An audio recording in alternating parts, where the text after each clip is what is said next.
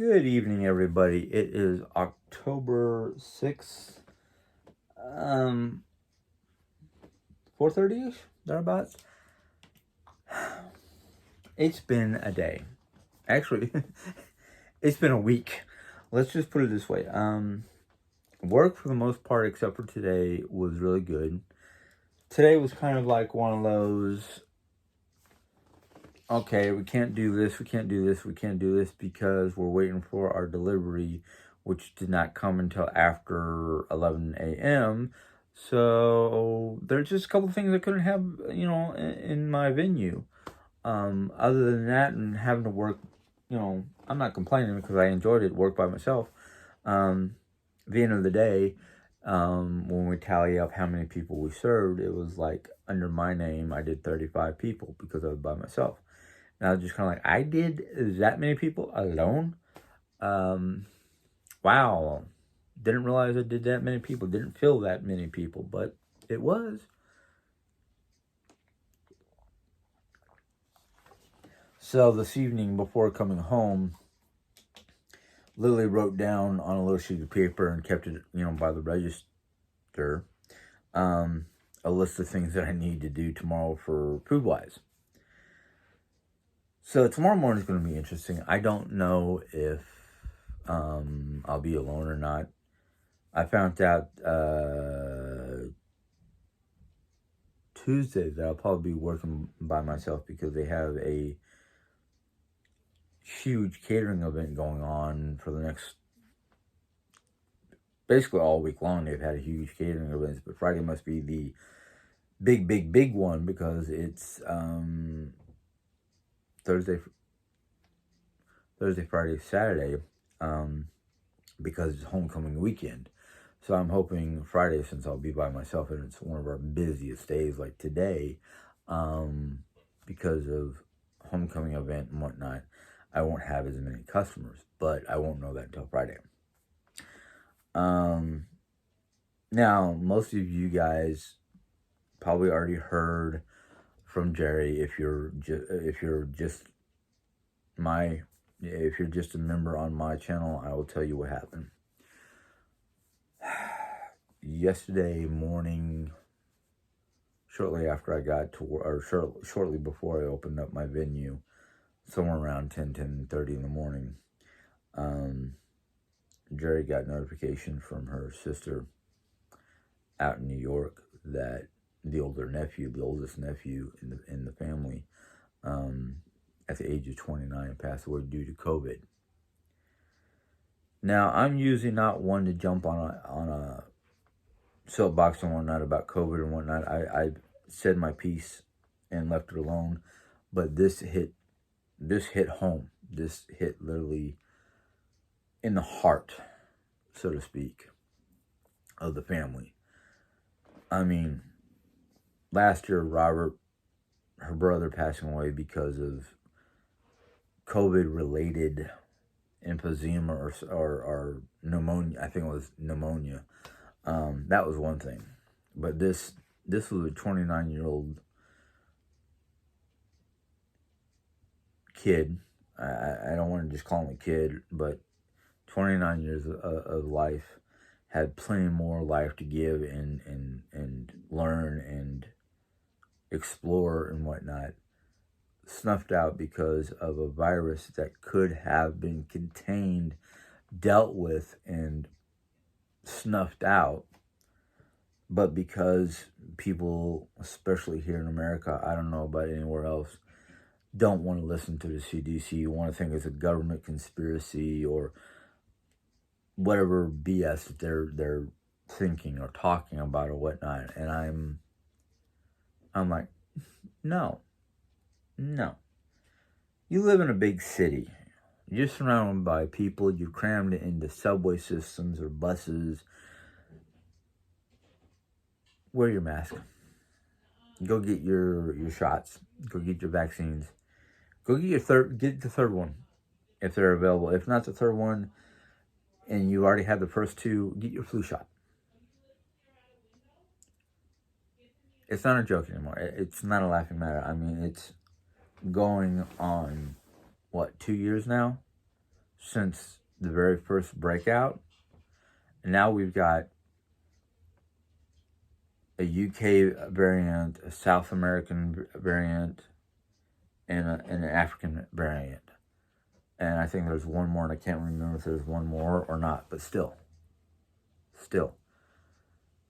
The more populated your area is, the more you need the vaccine, the more you need to keep the mask on.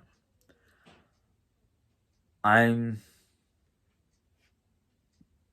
not saying this just for, excuse my terms, shits and giggles.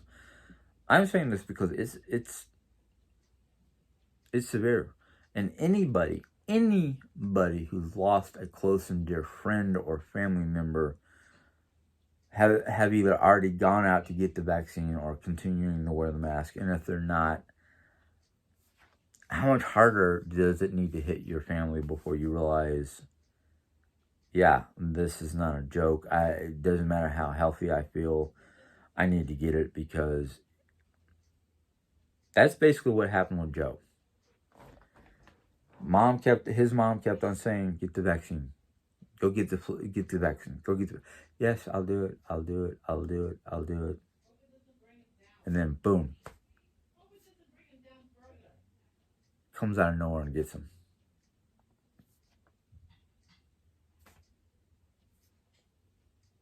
He doesn't know where he got it. He was a homebody for the most part. The only thing they can think of is somebody who might have had it or could have had it, who was bringing food over, dropping food off, or coming over, or whatnot. Everybody in the house. His two younger brothers. They got it and got over it quickly. I don't know if the parents had it or not, but at least the two younger brothers had it, but it came and went, basically.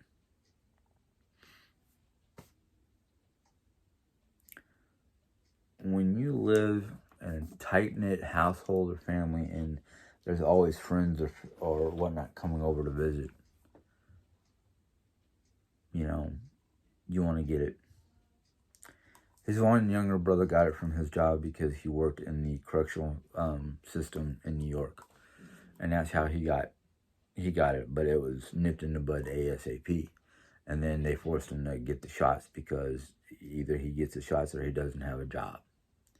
Same with the youngest one. He got it somehow. Don't know how he got it, but he got over it quickly. He didn't have to, he was only hospitalized for a short period of time, I think. I don't remember what the story goes. But the thing is, I'm focusing on Joe, the oldest one. There are the three boys. He procrastinated until it was too late. And by the time it was too late, it was too late. It took his life. Literally took his life. And the scary part about it is, on Sunday, he FaceTime with my wife and whatnot, seemed to be in perfect health, ready to basically get off the equipment that they had him attached to just to monitor his vitals. Monday he was doing good, and then sometime in the middle of the night Monday, they had taken him off the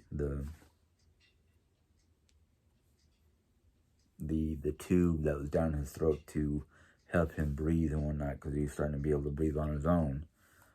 I don't remember if they took him off, if he was even on a heart monitor or anything like that.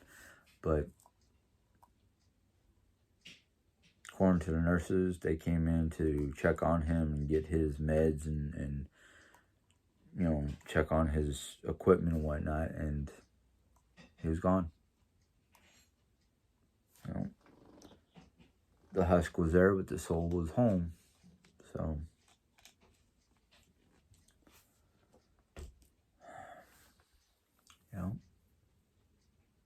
it sucks. It really sucks. The only reason that I can think of that could keep you from getting the COVID test as if you were allergic to eggs, because that's what they cultivate the intestine, or the enzyme that they inject into you to give you antibodies, is in eggs. I only know one person who cannot get the vaccine because she's allergic to eggs. And every time she comes to visit, Jerry especially, myself, well, more Jerry and Julie, because Jerry's got immune compromisation because of her ailments, her health. I'm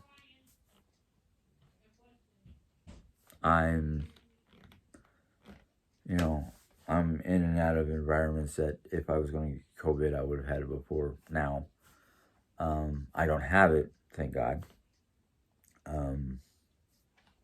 But still, there is a small percentage, I can't remember what it is, but the vaccine is about 90% that I know of. It's 90% effective against COVID-19. They don't know how well it defends against the other variants. Plus, I've had my actual flu shot from the doctor, so I don't know how well my immune system is fortified, but the way I've been feeling lately, not that I feel like I'm getting a flu, but I know my allergies are giving me all kinds of problems. My knees have been giving me problems. Today,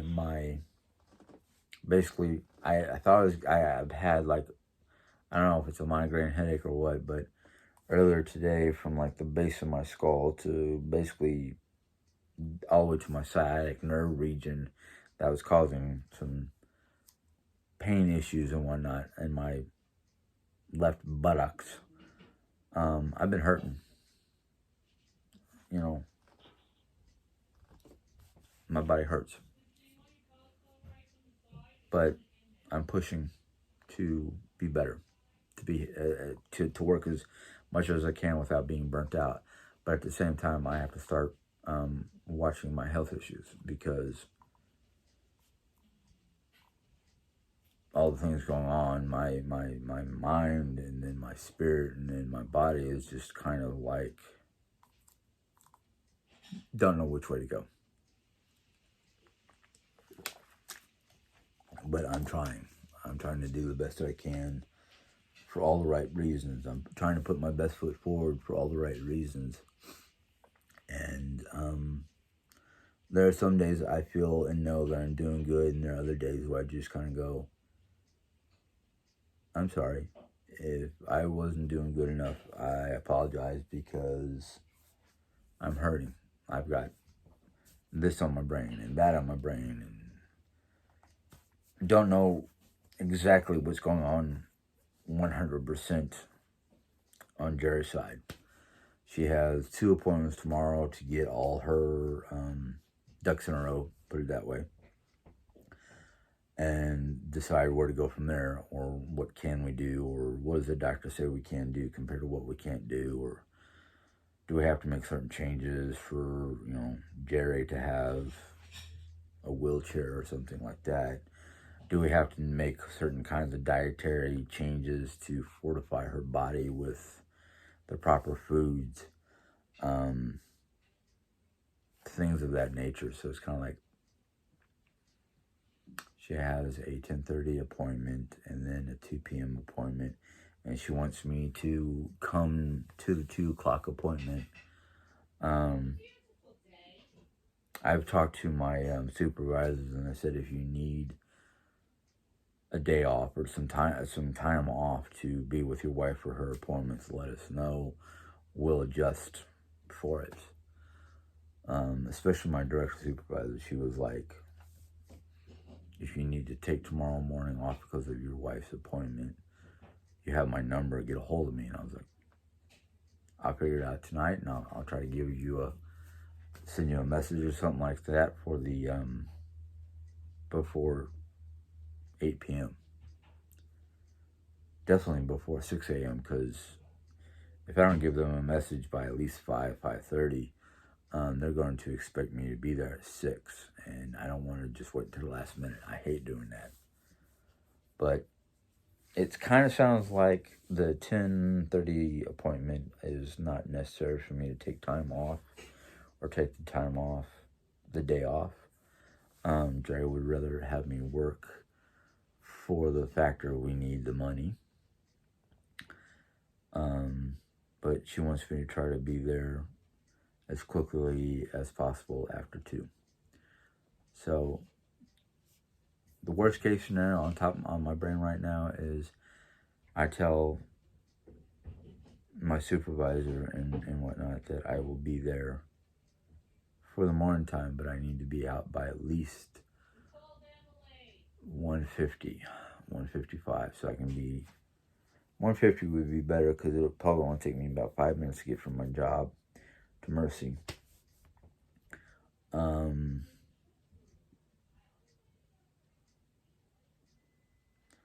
I wanted to talk about what I knew from what Jerry told me when I got home from work, but she asked me to hold off until at least Friday. So I'm like, okay, sure. No problem. I'll just have to do a different video because the video I did earlier had a lot to do with everything. So I'm just trying to focus on me for this video because of her request, even though it's very difficult to focus on me right now because of all the other stuff.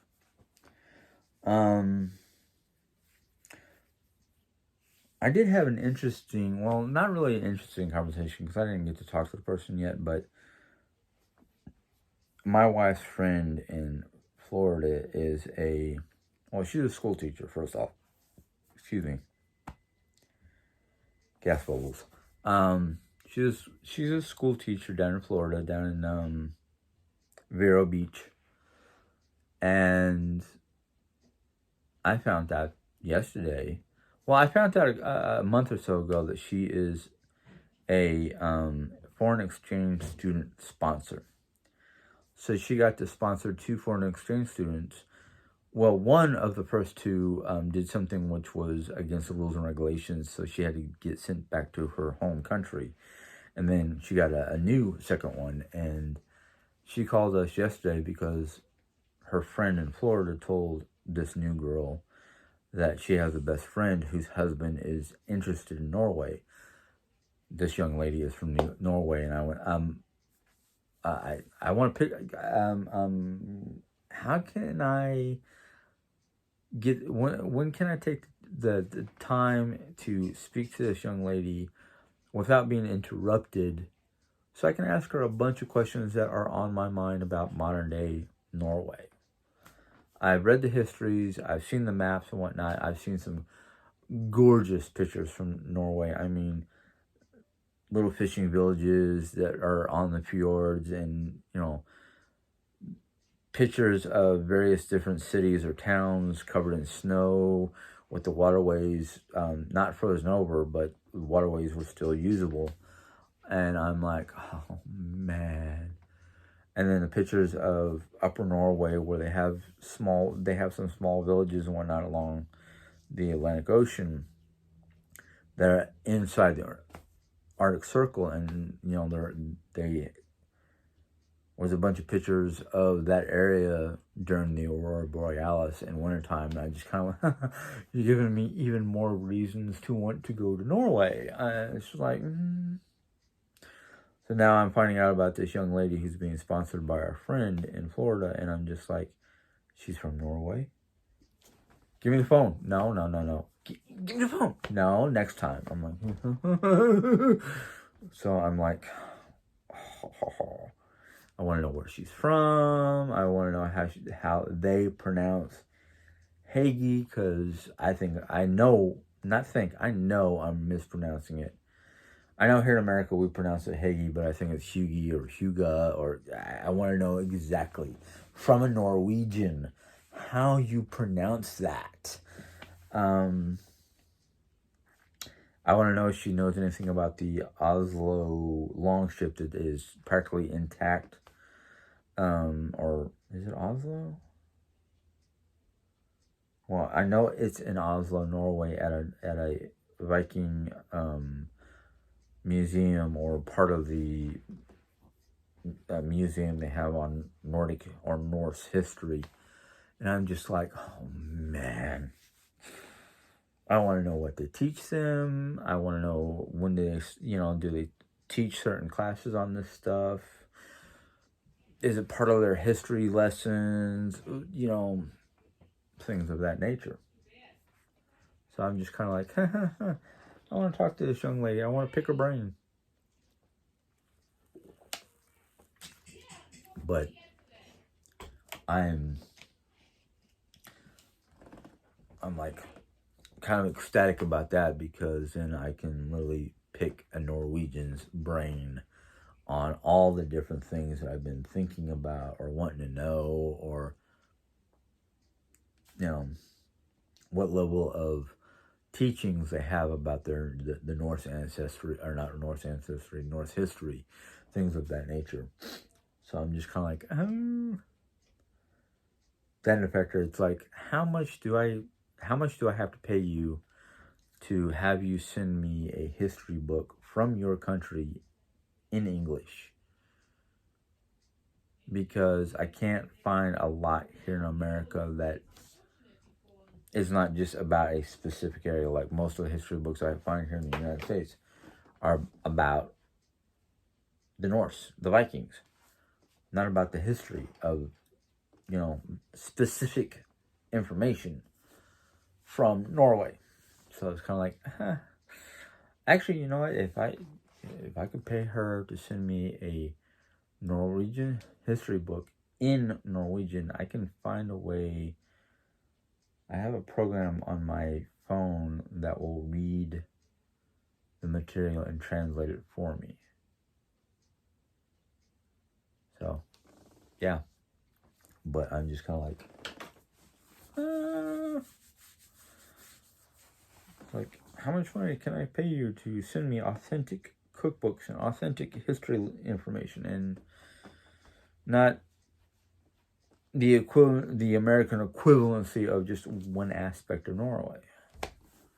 I haven't been able to find any history books on Norway from the age of the Vikings to 2000, modern day history or modern day events or whatever. So it's kind of like one of those. Do I start making a list and just go, Jerry, ask her to do, ask her for this stuff, That, in fact, is just knowing what kind of foods, like even just simple foods that you can ship overseas, like cookies and stuff like that can handle a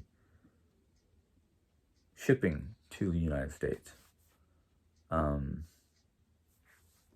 But I'm just kind of like, that, in fact, is kind of like, I don't know if you've been told this, but here in America, you can't drink alcohol until you're 21.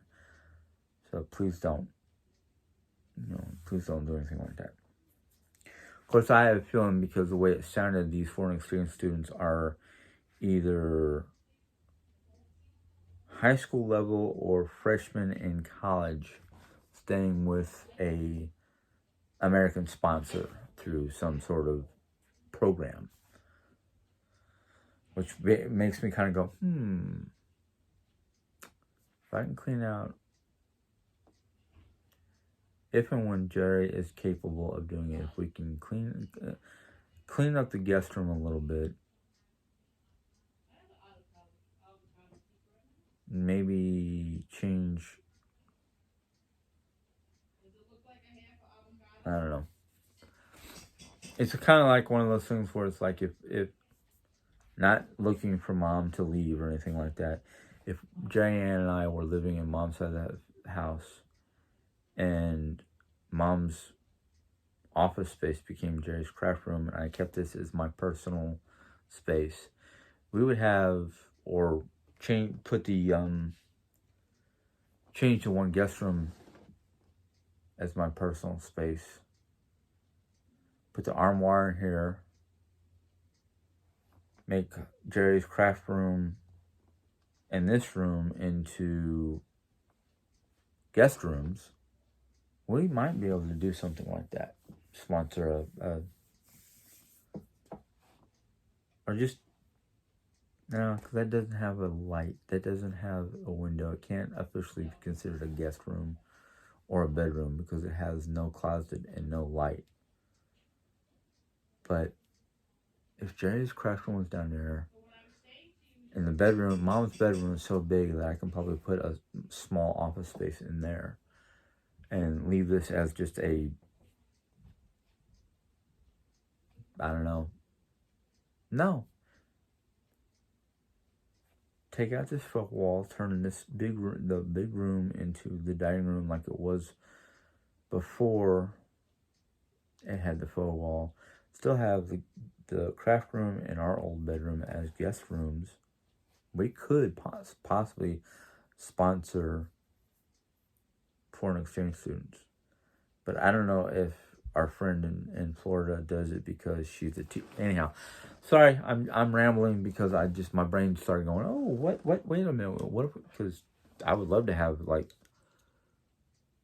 you know, Asiatic or European, especially European exchange students. Because if I can get a German and a Norwegian, I'd have fun. Relearn German from the German, and learn a whole lot of stuff about Norway from a Norwegian. Or an Irishman. That could get really problematic if I have an Irishman. Well, if I have an Irishman and a Scotsman, it might be fun and funny at the same time.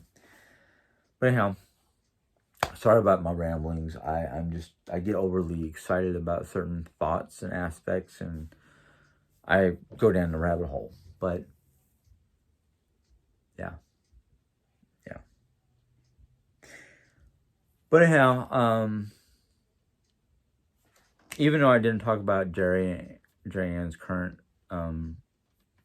diagnosis, prognosis, however you want to call it, what she got from the doctors on her portal today, I'm just going to say, 1, thank you for all the well wishes and prayers. 2, let's keep it up, because I already know what she told me, and let's just say it's a silver lining. There's a silver lining there. I'm not going to say any more because I promised Jerry that I will not go into details or depths of what I know. She wants to do her 2 tests tomorrow, and then either have her video come out Friday morning sometime or Friday evening, and then my video that I did earlier about what I know Friday evening. So we're just going to keep praying and wishing her the best. I do appreciate everybody for it. So anyhow, keep on saying that. I should change that. It does not sound right. Sounds like I'm brushing things off when I'm not. I just, but I can't stop saying it. If you enjoyed this video, give it a thumbs up. If you have any questions or comments that I can try my best to answer without causing issues, I will, to the best of my ability. If you're new to the channel and enjoyed this little video and want to hear more about what is going on in our lives or my interests or anything of that nature, go ahead and hit the subscribe button. Once you do that, you can click on the little bell that comes up, and when you do that, YouTube will notify you when I put in another video. So until next time, you guys have a good day. Enjoy. Bye.